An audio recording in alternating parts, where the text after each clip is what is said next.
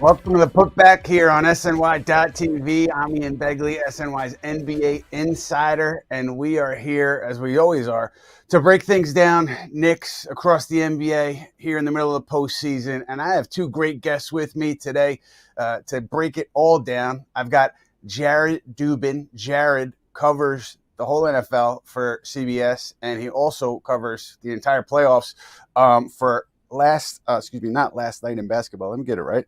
No, that's right. Yes, last night in basketball.com. And Jared, very insightful about the whole league, very passionate about the Knicks. So a great follow. Someone else is passionate about the Knicks. My friend and yours, State From Harlem. State has the State of the New York Knicks podcast. He's been doing it for about 8 years, and he likes to stir it up on Twitter, which I appreciate. His takes often garner reactions. His facial expressions often garner reactions, and we like to have fun, so I'm happy to have State here. But fellas, as always, we are going to start off with the baseline. Knicks winning games 3 and 4 in this series in Detroit. First time since 1999 that they won 2 consecutive road games in a series, and this was hostile territory. And the Knicks coming off a game 2 where nothing looked good.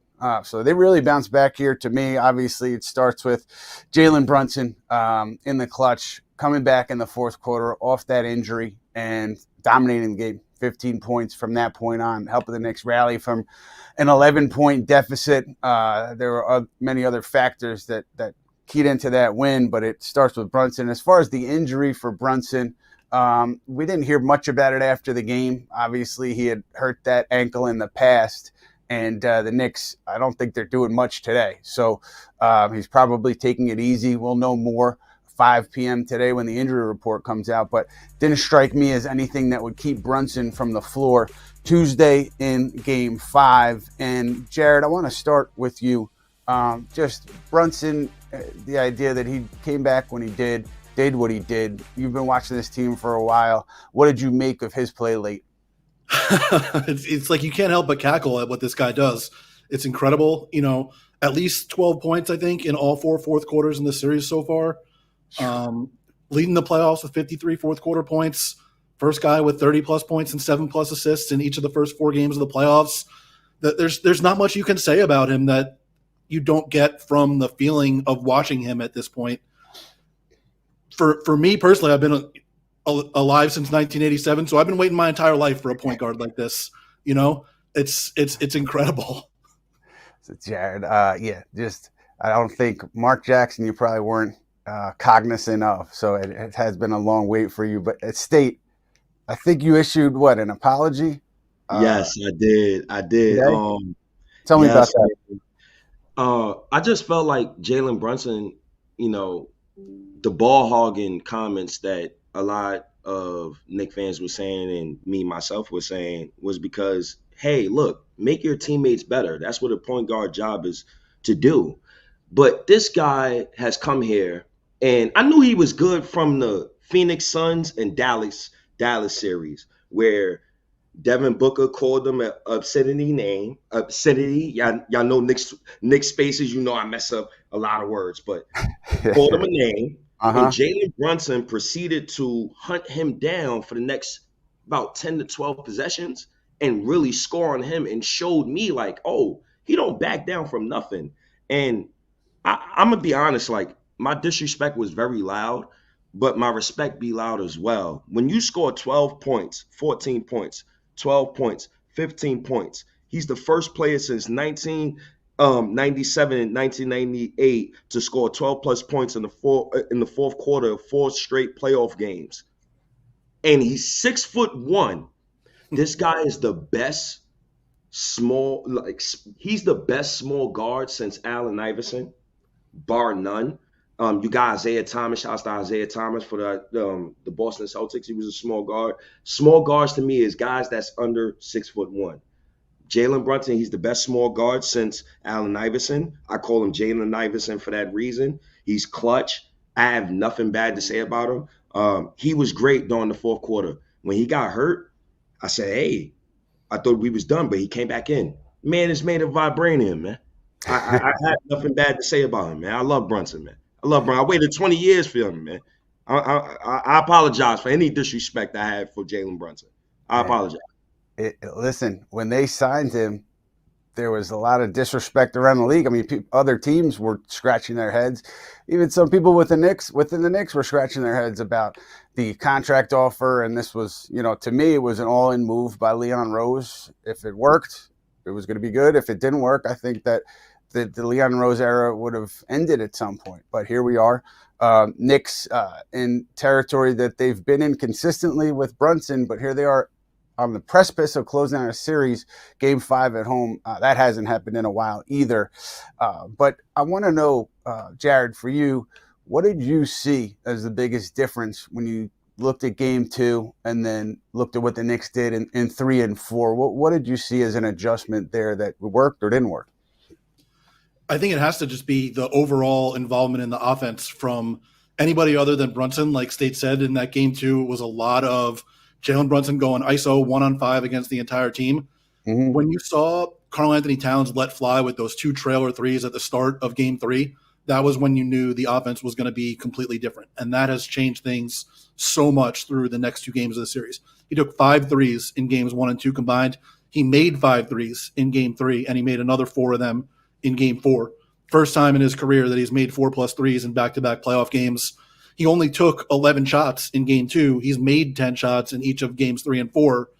The way that he is able to open up the floor, like the guy called himself the best shooting big man in the history of the NBA, and he wasn't entirely wrong. Like, he's an elite shooter from everywhere on the floor. He's an elite shooter from 3. This is a guy that should be taking 6-8 threes a game instead of 4-5 threes a game.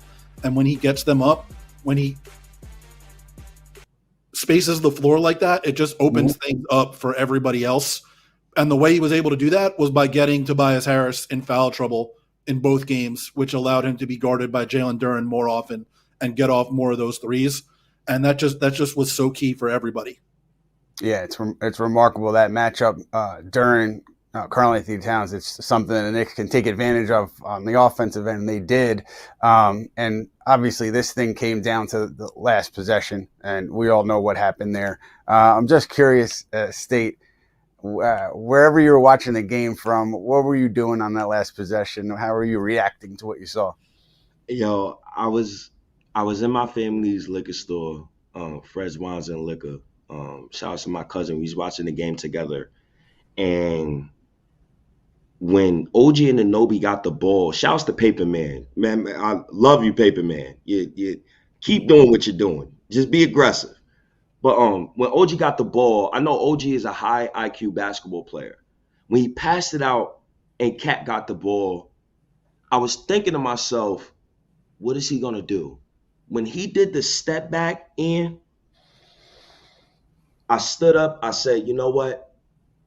He's a Knick now. Mm-hmm. That shot was so clutch. And the fact that Jalen Brunson even got us to that point, and Mikal Bridges, I know he shot bad. He was shooting civil rights. Look, I know he shot, OG shot, but they played defense that night. But that shot, I said, yo, he's a Knick now.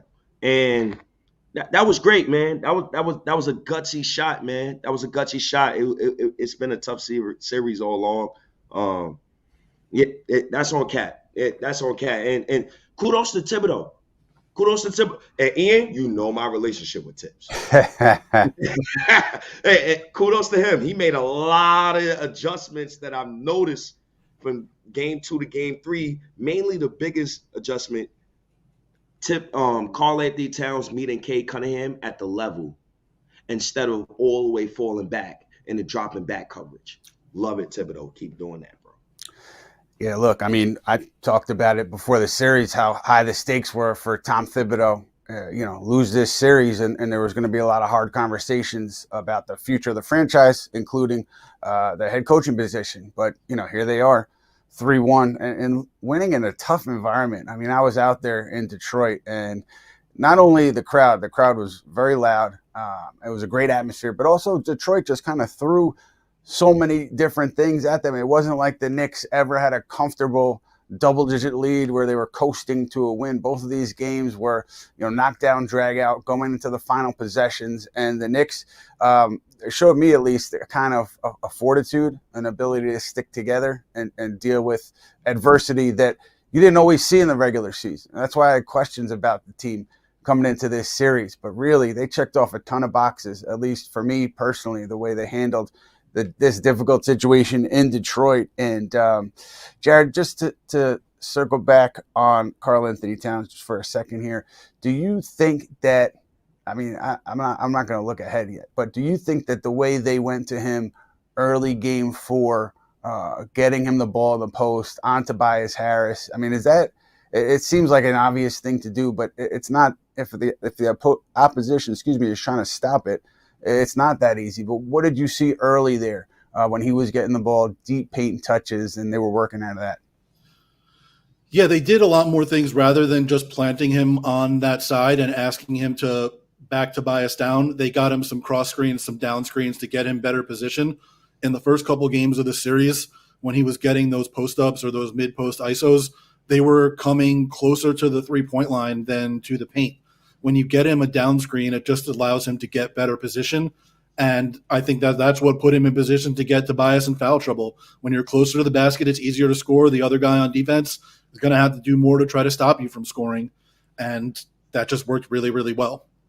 Yeah, they switched it up because game 3, he was getting the ball behind the arc, and then they went down low in game 4. And also, we're talking about Towns a lot, but just getting into the general tone of this series, the physicality of this series, it strikes me. I like that the refs are letting everything go. I know there's been controversy on both sides, but State, the way this thing has been officiated and the style of play that's emerged from it, what are your thoughts on the style of this series? Love it. I want to give kudos to, shout out to my guy Paper Man as I drink from this cup. It's good water. Shout out to my guy Paper Man. I want to thank the refs for reffing a good series so far. Me personally, I love last game. Muck it up. Get dirty. That's what you're supposed to do. You're supposed to get dirty. And when I'm watching Karl-Anthony Towns, he's mucking it up. You see a picture, he got 2 people on his shoulders. 2 people. You got another guy, OG Anunoby, he's mucking it up. I love the physical play in this series and the ethical basketball. I'm gonna be honest with you, Ian Begley and my guy, Cade Cunningham is special. And OG Anunoby and Mikal Bridges is giving him his NBA moment because he's getting hard-earned buckets. But I love the physicality of this series. But I love the refs. I love what they're doing. Let them play. Let them go hoop. I don't want Jalen Brunson to foul bait or Detroit fans to say he's foul baiting. I want them to say he's playing ethical basketball. I think Brunson plays good basketball. And, he uses his skill to his advantage. I have no problems with the NBA refs. Shouts to the NBA refs. I have no problems with you guys, man. Kudos to y'all. And State, you got into the defense against Cade Cunningham. I mean, it's been OG Anunoby, it's been Mikal Bridges, Josh Hart at times, just a team effort. Jared, I'm sure you watched the Pistons a lot during the regular season. And obviously, Cade had a lot of success against the Knicks regular season. Pistons going 3-1 against them. Is it just simply OG Anunoby doing a fantastic job one-on-one against Cade, or Mikal Bridges doing a fantastic job when he's matched up against Cade and containing him? Or are you seeing something else there? What are you seeing? A lot of it is definitely just that. Like, there was a possession late in the game where 3 times Dennis Schroeder tried to screen OG to get him a switch onto Jalen Brunson. And all 3 times OG, one of the times he literally tossed Schroeder to the ground. And then Schroeder got back up and tried to set another screen, and OG just sort of elbowed him out of the way. That kind of stuff, I mean, you just can't screen the guy. He's been ridiculous on defense all series. Even in the games where Cade has gotten his offense going, it's been courtesy of really, really tough shots. And I thought through the first couple games of the series, Mikal's length didn't really give Cade that much of a problem. In game 4 in particular, there was a point where for a 3 or 4 minute stretch, Mikal was the guy on Cade instead of OG, who's been the primary matchup all series, because that's how much he was leveraging his length to be able to force Cade into tough shots. Mikal's defense in Game 4 in general, not even just the stretch that he was on Cade, was unbelievable. Like one of the best defensive games that you've seen from him. And this is a guy who's played a lot of really, really good defensive games, especially in the playoffs throughout his career. I thought it was one of the best that we've seen from him all season, one of the best that we've seen from him in any of his playoff games. And I was getting ready to hear after the game people asking Thibs about Mikal's struggles shooting when he was 0 for 4 from 3, and just getting ready to hear Thibs say, like, don't have to shoot well to play well, because he played an unbelievable game before hitting those 2 threes, which were really the start of the run in the fourth quarter. And the defense before that was one of the things that was helping keep them in the game. Yeah, well, those 2 threes, just monster 3-pointers. Afterward, Bridges was crediting his teammates for keeping him in there, for keeping his spirits high, and for challenging him, Campaign in particular, challenging him to continue to shoot the ball. And it's just a very, very big moment for a guy who really has been up and down this year, and you could say underwhelming at times this year. This was significant for him. I'm just wondering, State, for you, what does that game do in terms of how you view Mikal Bridges, or what does the 2 games do in terms of how you view Mikal? Mikal,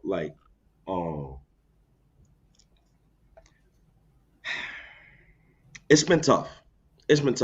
He was traded for 5 first-round picks, half a decade of first-round picks, and whenever you're traded for more first-round picks than Carmelo Anthony, I want to get a certain amount of production from you. At the same time, he's been playing great defense this series. Even looking at the numbers with Mikal Bridges, Tobias Harris, he's shooting 40% versus Mikal. Malik Beasley, he's shooting 20% from the field versus Mikal, right? Malik Beasley is also shooting 14.3% versus Mikal, right? Tim Hardaway Jr., he's shooting 25% versus Mikal from the 3-point range, right?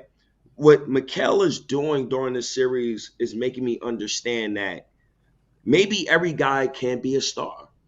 Maybe the guy could be a star in the role of you winning a championship. And I love what Mikal is doing this series. But I just want him to score more, because the Celtics series that we got coming up next, and I think we're going to close them out on Tuesday, God willing, I need Mikal to score a little more. But I love what he's doing. Man. The matchups, he's been locking everybody up. We know what OG and Nobi's doing to Cade Cunningham. So, Cade Cunningham is shooting 36.4% versus OG and Anobi. So, I'm satisfied. Yeah, those 2 guys, Anunoby and Bridges, showing why the Knicks invested what they did in having those guys on this team this year. Now we're going to segue, guys, to the What We Learned section of the show. What We Learned, presented by Binghamton University. Binghamton University was named the top school in the SUNY system, according to recent rankings from the Wall Street Journal and Forbes. Visit binghamton.edu for more. We got into this a little bit earlier, but Karl Anthony Towns, what he did in the big moments in Game 4 and how he's responded to the physicality in this series. He had a label of being soft and kind of shrinking a little bit in the postseason. And that was kind of carried over from Game 2. There was some talk of that cat being here. But, what he did in 3 and 4, you mentioned it, State. This was his Nick moment. But he was just fantastic. The shot making and in really, really tough situations, high leverage situations, taking and making those shots. This was a Karl Anthony Towns that maybe you didn't see often in big spots in Minnesota, but here he is, first year in New York, delivering. And it's interesting because when the Knicks made that trade, talking to people around the league, some people said, like, how is he going to handle New York? Like, he's going to be under the microscope, and it's going to be, back pages and pressure. And how is he going to handle struggling? How is he going to handle big moments? And he's doing that very well right now. He's showing you how well he can handle it. And Jared, you've watched him all year. Are you surprised by what you've seen last couple games here? I don't know about surprised. I think in game 2, he sort of earned the reputation that people had for him throughout his career in Minnesota. Like, we saw that way too often when he was with the Timberwolves, where he would sort of disappear from the offense for a stretch for a guy who's that talented, who should never disappear from any offense. And, part of it was on Thibs not getting him more involved. Part of it was on Brunson not getting him more involved. When you're the point guard and you have that kind of threat, you got to be able to get that dude more involved. But part of it was just on Towns. He wasn't assertive enough. He wasn't aggressive enough. And when you disappear from the offense like that, you're hurting the team. And I think in the first 2 games of the series, the defense in the first 3 quarters of game 1 was not good. The defense in the fourth quarter of game 1, when they made that massive comeback, was some of the best defense that you saw him play all year. I think most of the team in game 2 was not good enough defensively. I think in these last 2 games, Towns getting going early offensively has sort of propelled him into the proceedings more often. And I think it's raised his level of play on both sides. I don't know if I'm surprised by it necessarily, but it's just really good to see him bounce back from the adversity that was somewhat self-inflicted in game 2, but also somewhat sort of imposed on him by other factors within the team. But seeing that kind of bounce back from him, we saw it a little bit last year with Minnesota too, when they had that massive comeback in Denver. He was part of that. His defense in that Denver series was the kind that we saw, down the stretch of game 1 and then in some parts in games 3 and 4. So like I said, just great to see that from a player who is so talented and a guy who should be consistently, one of the best centers in the league. And the consistency is what people didn't see from him often enough throughout a lot of his career. And when he has games like this that you saw in game 3 and game 4, it's like, thank you. That's what we want to see from you all the time. Mm-hmm. Jared Dubin last night in basketball.com also covers the NFL for CBS.com. And it was a tough weekend for the mock drafts. But Jared, I don't even know if this is true, but I think you did have Shador going in the 5th round. So credit to you and your prescient mock draft. But the mocks were getting crushed this weekend. Anyway, Tom Thibodeau, State, when I see sometimes when you have your signature poses, when you're deep in thought on Twitter, you're posting your pictures, which I love. Sometimes I just think that you're contemplating the future of Tom Thibodeau in New York, and you're deep in thought. And I want to know, after what we've seen and we saw this weekend, Tom Thibodeau, where are you on him? Why you? You from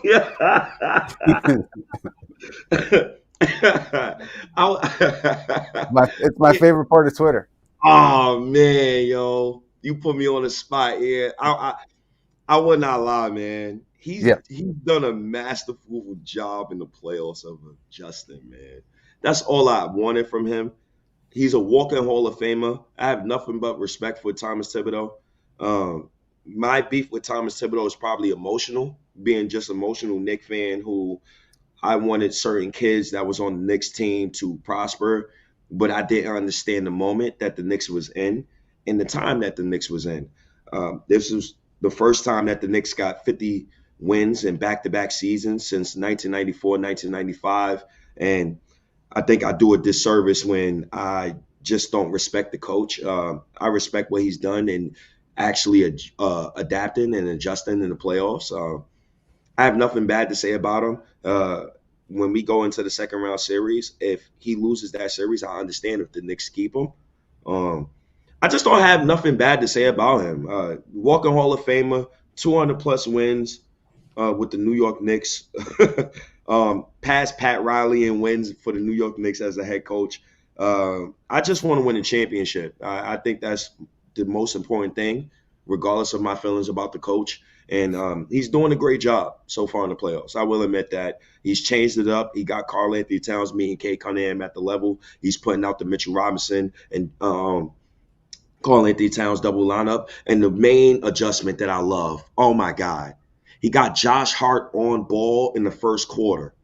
I don't know if nobody else recognizes this, but I do. That Josh Hart is basically running point in the first quarter. He's getting Karl-Anthony Towns in the above three, the above break three-pointers attempts, and I love the fact that Jalen Brunson is being a decoy. I love what Thibs is doing. I have nothing bad to say about him. I don't want to do that, man. It's good vibes. It's nice outside of New York, Ian. It's nice. It's sunny outside, man. It's sunny, man. I'm good. Jared, the coaching in this series, what have you seen that stood out to you? Yeah, one of the things that I said coming into the series was that the way the Pistons would win is if the Knicks didn't make adjustments when the Pistons gave them issues. And I think, like State said, making adjustments has been arguably the key to the series, getting Towns more involved offensively, doing more with Brunson off the ball offensively. Brunson in the first quarter, I thought, even when he's had bigger scoring quarters throughout the series, and he only went 3 for 7 from the field in that first quarter yesterday, that was the best offensive process we've seen from him in this series so far. 7.6 assists, no turnovers in that first quarter. He was getting to his spots, and when he got to that spot, making the right play every single time. And I think part of that had to do with they weren't just asking him to go one-on-one and switches the entire time. They were getting him off the ball a little more, getting him in handoffs, and giving him advantages to then exploit. And that's a little adjustment from Thibs too. Getting Towns out there higher on the ball screens instead of just letting Cade walk into shots. Getting in stretches Mikal on Cade to give him a little bit of a different look offensively. That's been a little bit of an adjustment instead of having one look on him the entire game. Like, I think we're going to learn more about the adjustment capacity when they get into the next series, which you would think is going to come given that both teams are up 3-1. But the one thing I was concerned about in this series in terms of the Knicks making it harder on themselves than they have to was being too stubborn and not willing to make adjustments. And credit to Thibs, after that game too, they have made the adjustments that I was concerned that they might not make. And, it's interesting. Last year, the Philly series, Jalen Brunson had a tough time early on. He eventually figured it out and did what he did. And then he himself said the morning of Game 3, the Knicks had a shoot-around, and the media on the road covers the shoot-around. So we talked to Brunson for a little bit after shoot-around. He said, look, I need to get off the ball more. I need to get off the ball. I need to communicate on defense, but I took some bad shots, and there were possessions in Game 2 where I needed to get off the ball. And so for him to, recognize that and then course correct in the middle of a series, and in Game 3 and 4, I thought he did just that. I mean, the shot distribution, the assists from him, a very good floor game. So for him to be able to figure things out and have that kind of awareness to take in whatever kind of criticism that he has internally for himself or he's taken from his coaches or his teammates, and then to put that out on the floor, I think I don't want to say it's rare. It's a rare quality for elite players in the league, but I've seen some other players where they're so great at what they do, and any kind of suggestion of a tweak to this or that, maybe it was met with an agreement verbally, but you didn't see it on the floor. But Jalen Brunson, you see it on the floor, and to me, that's impressive. And State, I want to get back to you, but before we hit a basketball topic, I want to ask you, man, Fred's Wines and Liquor, 55 Malcolm X Boulevard. It's been around since the early 70s. I mean, talk to me about that for a second. That's your family liquor store, I should say. Well, shouts to my father, Sylvester Mensah, passed away. And shouts to you, Ian, and CP, and all the Knicks management, all of you guys who showed me amount of love when my father passed away. My grandfather came here from Ghana, Accra, Ghana, as an immigrant. And, he made his way, bought a property on 14th and Lenox in Harlem. And we've been on Fred Wines and Liquor since the early 70s. We throw giveaways back on Father's Day every single year.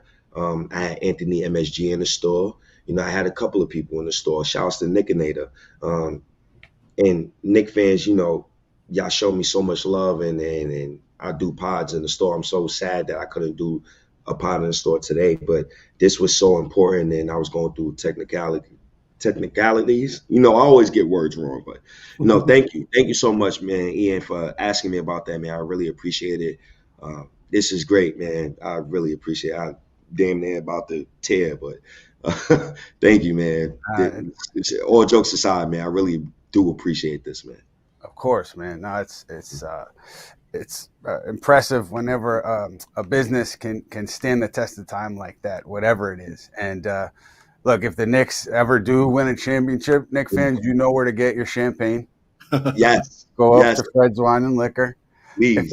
If they get bounced in 4 games by Boston, you need to drown your sorrows in something. Go up to Fred's Wine and Liquor. So go check it out. But Jared, I don't want to get ahead to Boston, but I want to ask you specifically, Mitchell Robinson. What kind of impact do you think he could have against a team that plays the way Boston plays? Negative impact, positive impact? How do you see him impacting that kind of a matchup? It's a tough matchup for him because the way that both Kristaps Porzingis and Al Horford can space the floor is it's not ideal for the type of defense that you got to play with Mitchell Robinson. I think we've seen that when they've played against Boston when he's out there for a lot of minutes. It's going to be a big challenge for him. The big thing for him would be to have a significant impact on the other end on the offensive glass, which he's done in this series. He's got 3 or more offensive rebounds in all 4 games. He's going to have to make up for some of the weaknesses that he has by protecting the rim at a really high level and then getting on the offensive glass on the other end, because there is going to be a problem with him guarding Kristaps Porzingis or Al Horford. That's just the way it's going to be. I wouldn't be surprised. Like, Boston has played Luke Cornett a bunch in this series against the Magic. I would not be surprised if we didn't see a lot or any of him against the Knicks, just to make it much more difficult on Mitchell Robinson in those minutes coming off the bench. Imagine that. Luke Cornett, Mitchell Robinson, chess match in the second round of an NBA playoffs. I mean, if you've been watching this team for a certain amount of time, you'll appreciate that matchup. Man, I know Luke Cornett, man, carved himself out a fantastic role on the championship team. So credit to him. But State, Mitchell Robinson, how has he looked to you in this series? Does he look like all the way back to you? What are you seeing from him? Can he get more minutes? Can I beg for more minutes? Thibodeau, I need more minutes from Mitch. I waited all season for Mitch. Mitch is the longest tenured New York Knick. I feel like I grew up with Mitchell Robinson in my 20s. I'm 35 now. I feel like Mitchell Robinson is one of the babies I grew up with, and love his defense. Love the fact that he already deters Cade Cunningham and deters everybody going to the rim. Last game, he had a couple of offensive rebounds that led to threes that led to the Knicks winning the game. I love Mitchell Robinson, man. At one point in the season, I wanted to trade him, to be honest with you. I apologize for those takes for wanting to trade him. The only reason why I wanted to trade him is because I didn't know. I didn't have hindsight. I was rushing, and the pressure was on, right? The Knicks gave up what they gave up, and Mitchell Robinson was not healthy. But I just didn't understand that, maybe sometimes in life, God makes you wait. And, we waited for Mitchell Robinson, and he's done a great job. He's done a great job. He's protecting the rim, regardless of the stats that people, think he don't get. He's not a box score guy. You have to watch the games. That offensive rebound putback, even a lot of games, the offensive rebound putback that got Isaiah Stewart out of the series. Dunk, right? Yeah. Yep. So shouts to Mitch, man. I have nothing but love for Money Mitch. Thibodeau, please run more Mitchell Robinson and Karl-Anthony Towns lineups next game. That's all I got, man. There are no minute restrictions on Karl-Anthony Towns right now. Asked Tom Thibodeau about that in Detroit. He said nothing, no restrictions, and he likes the way that he's looked. Maybe he gets more minutes, maybe he doesn't, but I give him credit, Mitchell Robinson, for coming back. Another surgery, another long rehab, changing his approach, and coming back ready to play. That's not easy. And I know a lot of people just kind of throw the injury-prone label out there, and it's fair, but also you have to think about the human side of it. Guys battle to get back from these injuries, and for him to do that yet again and be here, I give him a lot of credit. On the Isaiah Stewart front, I know that Pistons have listed him as questionable each game. I would be surprised if he comes back game 5. I mean, that injury, it was lingering, I guess, and then he re-aggravated it game 1. He's been out since. I don't know if he's done anything on the floor or not, but after game one, there was a lot of pessimism about his availability for the rest of the series. Hasn't played yet. Be surprised if you see him game 5 do or die for the Pistons. And when you think about that game Tuesday, Jared, is there something you're looking for in particular that will let you know, hey, this will go the Knicks way or won't go the Knicks way? Is there a telltale sign for you looking ahead to Tuesday? Yeah, the early game offense. Like if you see Towns involved again early on, see him being aggressive, taking shots from the outside, that's a big key. Yeah. So that's what we're going to keep an eye on early there. And State, what about you? What are you looking at early Tuesday night? Tuesday. 2 most important factors, Ian, and my brother on the left. Mikal Bridges, you got to start scoring, bro. OG Anunoby, paper man, you got to start scoring, bro. We need you guys for next series. So I'm looking for next game. I'm not looking for Karl-Anthony Towns to score or Jalen Brunson. Get OG and Mikal going and get Deuce McBride going. Because Deuce McBride, he's been a no-show all playoffs. I don't know where Deuce McBride's been. Deuce, where you been at? I need you, bro. We need you, bro. So Deuce, Mikal, OG, that's what I'm looking for next game, Ian. Get those guys going, Brunson, and then get your buckets. I need you to be Jalen Iverson again. Cat, you've been great. I have nothing bad to say. Ian, I have nothing bad to say about Thibs. I'm in a good mood. Look, man, I think you've surprised some folks. I could see my friend CP chiming in on your Thibodeau take, and I like it. It's fun. But I just want to say this was pre-planned. Like if the Knicks would have been down 3-1 right now, State still would have been on the show. We still would have been talking about Thibodeau. So this was not. I was not trying to engineer anything here. But I do want to say the scoring. Can you realistically say that Mikal Bridges and OG Anunoby can get it going on offense on a team where Jalen Brunson and Karl-Anthony Towns, it runs through them, and they're at the top in terms of hierarchy? It seems to me like it has to be one or the other on a given night. Can all 4 guys really have it going? I know you saw it a little bit game 3, but Jared, what do you think about that? The way the Knicks offense works. Am I wrong? Does it have to be either Anunoby or Bridges offensively on a given night, or can it be both of those and Brunson and Towns? I don't know that it has to be either or. I think that the way they run their offense makes it more likely that it's either or. We did see in game 3, like you said, both of them get involved offensively. If the offense was a little bit more democratized, then you could see it more often. But the way their offense works, a lot of times it's going to be Brunson and Towns in the middle of the offense. And when it's not, that's because teams are trying to make them pay for having Josh Hart on the floor. And in those situations, you got to use Hart as the screener. And then it's Brunson and Hart driving a lot of the offense. And that puts OG and Bridges even more to the side. I think on a lot of possessions, they are moving around to try to create some stuff off the ball to move defenders around more often than to get themselves involved offensively, and that helps the offense a lot of times. That's why you saw the offense be so good early in the season. When teams sort of make them pay for having Hart on the floor, it's a little bit more difficult to get those guys involved. And I think that was a good point that State brought up about Deuce McBride getting more involved and playing better. It's going to be really important for him in the next series to be more involved and to particularly to get more involved from the outside, taking more shots.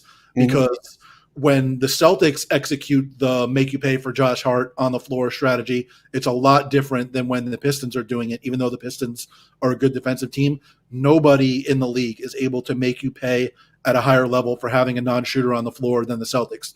They are so connected defensively, and they are so practiced at pre-switching stuff when you want to have a different screener involved in the offense. They're going to be able to keep Kristaps Porzingis or Al Horford out of the pick and roll and switch those Brunson Towns pick and rolls or switch the Brunson Hart pick and rolls. It might be a more difficult series for Hart to be heavily involved in than this one has been. Let's jump out for a second from this series. Let's go to Minnesota, because Julius Randle, I haven't watched every single minute of that series, so I'm curious to hear your thoughts, Jared. But it looked like he is playing really well in the postseason for that club. And they're up 3-1 on the Lakers, seem to be in control there. Jared, your thoughts on Julius and his play in this series? Good for him, man. I'm happy for him, because one of the things coming into the series that a lot of people thought was the way the Lakers are going to play defense. They're going to put a lot of decision-making into the hands of both Randle and Anthony Edwards, and I think that they have both passed that test with flying colors. Randle has played so much differently than he did in the 2 playoff stints that he had with the Knicks. Some of that, obviously, the first playoff series that they had with the Knicks against the Hawks, there was not much that he could have really done differently given the way the roster was situated at the time. The next series, obviously, he was hurt playing against the Heat in that playoff series. He's been really, really impressive on offense. Not only on offense, though, on defense. He's held his own defensively when asked to guard in space in that series, and that's not something we necessarily saw from him with the Knicks either. I think he's been exactly as good as you've heard that he's been, Ian. State, as a fan, emotional standpoint, are you happy for Julius Randle when he has success in Minnesota? Are you upset? Is he out of your mind? Is he just not a Knicks? Or you're not thinking about him emotionally? What is your reaction? I want to give this moment to thank Julius Randle's mom. She was the first person.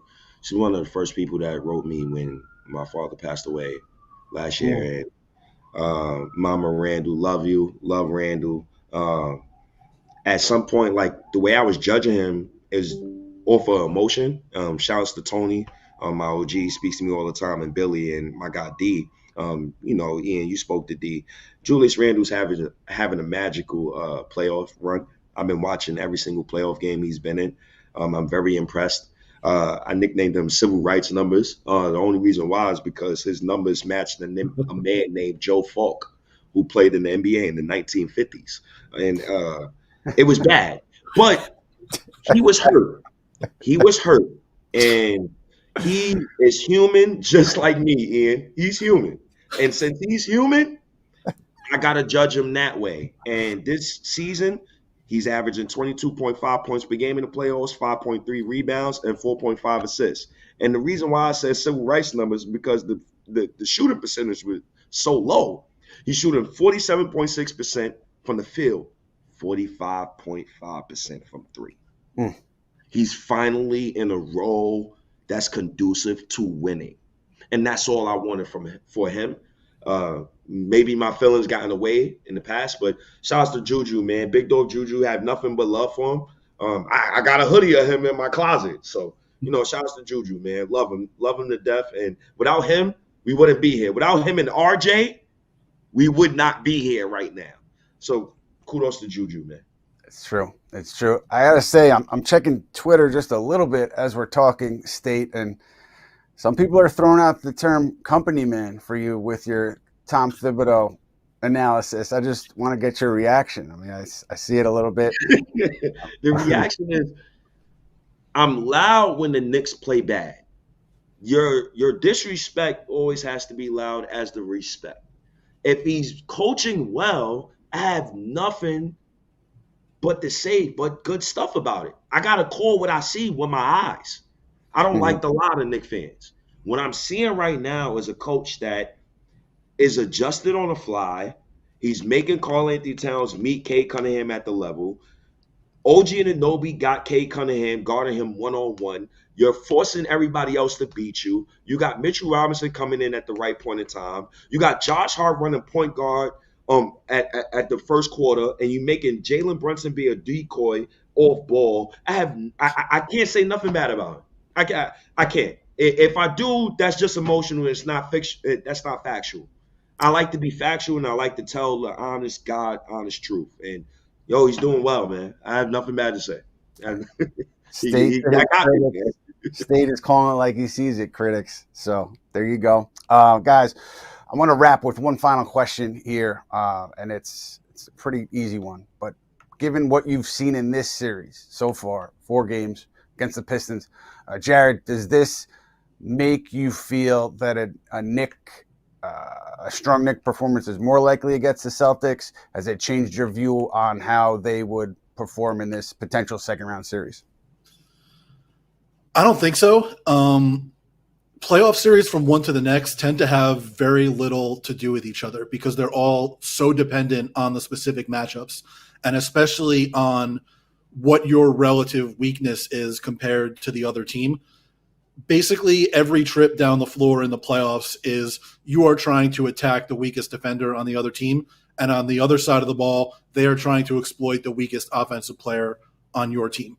And that is just a much different proposition against the Celtics than it is against the Pistons, not only because the Celtics are better at doing those things, because as good as Cade Cunningham is, it's not the same thing as Jason Tatum.